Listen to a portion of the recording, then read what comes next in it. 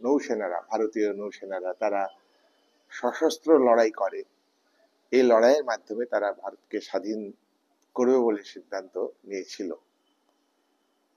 তাই তারা সশস্ত্র লড়াই করেছে। তাদের সশস্ত্র লড়াইকে শ্রমিকরা সমর্থন করেছে, কৃষকরা সমর্থন করেছে। 1946 সালে 10 লক্ষ শ্রমিক তারা নৌবিদ্রোহের পক্ষে ধর্মঘট শুরু করে। 1946-এ তেভাগা আন্দোলন, কৃষক আন্দোলন ব্যাপক আকার ধারণ করে। পাশাপাশি 1946-এ সাম্প্রদায়িক দাঙ্গা চলছে। মুসলিম লীগ তারা আলাদা রাষ্ট্র দাবি করেছে।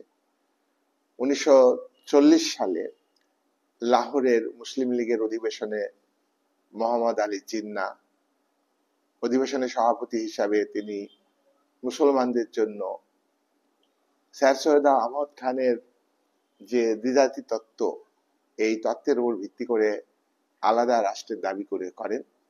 সেই আলাদা রাষ্ট্রের দাবির ভিত্তিতে 1946 সালে মুসলিম লীগ তারা আলাদা রাষ্ট্র চাইছে।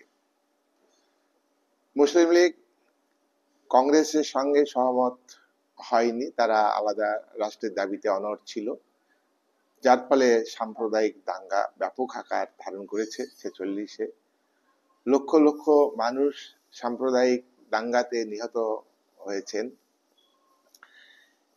এরকম পরিস্থিতিতে ব্রিটিশ সরকার সিদ্ধান্ত নিয়ে ফেলে যে ভারতে ক্ষমতা হস্তান্তর করতে হবে। ক্ষমতা হস্তান্তরের জন্য ব্রিটিশ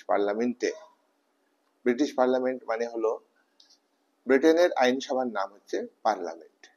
এই পার্লামেন্টে ব্রিটিশ সরকার আইন পাশ করে ভারতের স্বাধীনতা হস্তান্তরের জন্য। ভারতের জাতীয় কংগ্রেস তারা সশস্ত্র লড়াই, সংগ্রাম, বিপ্লবের মাধ্যমে ভারত স্বাধীন হোক, এটা তারা চাননি। তারা আন্তর্জাতিক পরিস্থিতিকে কাজে লাগিয়ে বোঝাপড়ার মধ্য দিয়ে স্বাধীনতার দাবি তারা করেছিলেন এবং তারা সেই দাবিকে মেনেও নিয়েছেন। তাই ব্রিটিশ সরকার যে অফার দিয়েছিল যে তোমাদের স্বাধীনতা দেব, তোমরা একটা সংবিধান তৈরি করো, সংবিধান তৈরি করবার জন্য তোমরা একটা সংস্থা তৈরি করো। ভারতের জাতীয় কংগ্রেস সেই সময় একটা স্বাধীন ভারতবর্ষের সংবিধান রচনা করবার জন্য একটা সংস্থা তৈরি করে, তার নাম হচ্ছে গণপরিষদ। 1946 সালে গণপরিষদ গঠিত হলো। তখন কিন্তু ভারত পরাধীন। আর 1946